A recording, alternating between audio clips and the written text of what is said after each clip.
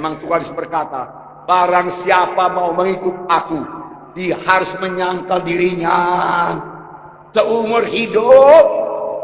Tangkal diri, tolak dosa, tolak kehendak daging, tolak hawa nafsu, tolak dalam nama Yesus, tolak kegelapan, tolak barang-barang kegelapan, tolak acara kegelapan, angkat salib sampai ke sorga. Tidak ada kecualinya. Saya harus angkat salib saya. Saudara harus mengangkat salib. Salib akan mengubahkan saudara. Salib itu bersilang. Pada waktu kehendak saudara bersilangan dengan kehendak Tuhan, jangan katakan aku mau ini. Apa maunya Tuhan, itu yang kuikut. Itu salib. Semua kita harus pikul salib. Tidak ada salib, tidak ada sorga. Pikul salib itu. Barang siapa saja mau mengikut aku harus mengangkat salib. Salib itu akan mengubahkan saudara. Pada waktu saudara mau membalas dendam, disakiti orang lain, sakit hati saudara, balas dulu, jawab dulu. Tuhan Yesus berkata melalui sabda, jangan anak, jangan kau balas. Sakit hatiku Tuhan, aku membalas. Anak Tuhan tidak membalas, tapi mengampuni anak. Berdoalah untuk dia, supaya dia diberkati Tuhan. Aduh Tuhan, begitu sombong dia Tuhan. Aduh, perkataan yang menyakitkan, melukai hatiku. Tuhan berkata, doakan dia, supaya tanganku mengobatkan dia. Doakan. Kalau sudah doakan, sudah tidak membalas, sudah tidak berkata apa-apa, sudah doakan dengan kasih. Mula-mula tidak begitu kasih karena doakan. Tidak begitu. Hanya ucapkan saja. Bertambah hari. Berkali-kali sudah doakan. Bertambah setelah memang betul-betul mengaminkan doa saudara. Aku mengasihi saudaraku itu Tuhan. Biar dia sadar keadaannya. Roh Kudus memimpin. Saudara ke orang itu kan dijamah Tuhan. Tapi dia sendiri pun berubah. Salib mengubahkan.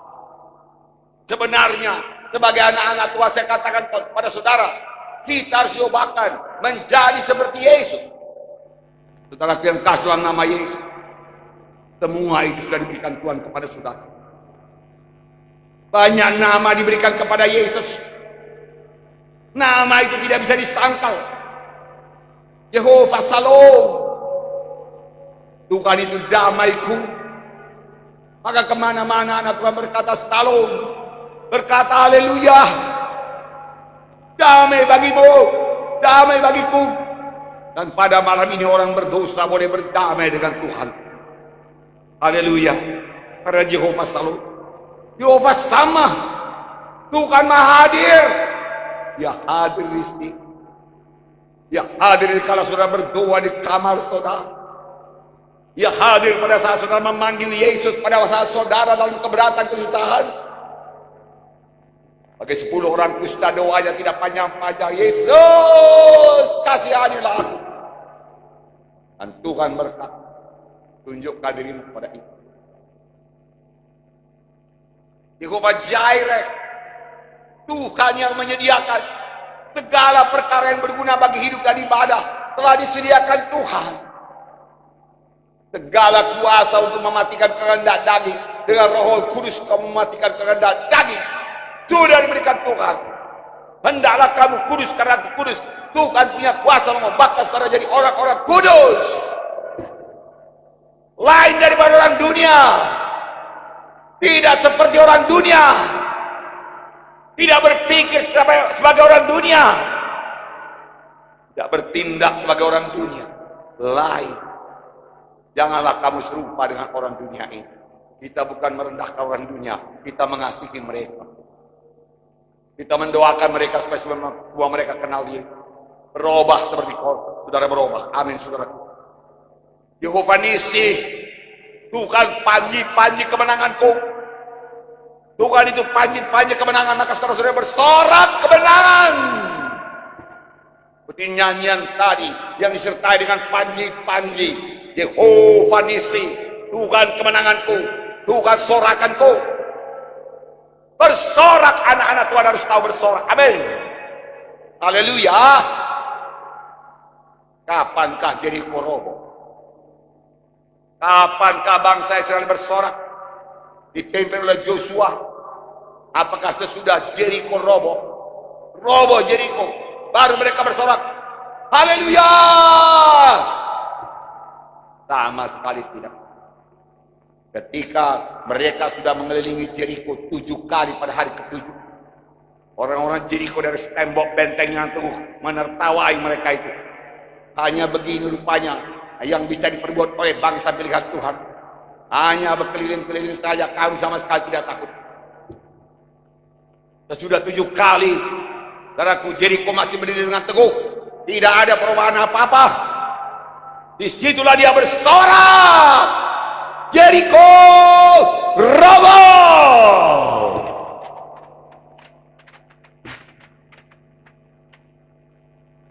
Bersorak dulu, baru jadi kesembuhan. Bersorak dulu, baru jadi kemenangan. Ada sorakan. Amin. Jangan terbalik.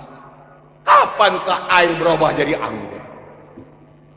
Pada perjamuan kawin di Kana. Ambil air itu, isi tempayan dengan air, jelas air. Sekarang cedoklah dan berikan kepada pemimpin pesta. Dicedok air, tangannya gemetar. Air ini nanti saya dimarahi pemimpin pesta. Air, tapi dia percaya apa yang dikatakan Yesus. Dia patuh, dia bertindak, itu iman. Dia cedok, taruh ke gelas yang bagus, dia bawa kepada pemimpin pesta. Ini tuanku, dia katakan. Saudaraku, pemimpin pesta mencecap anggur itu.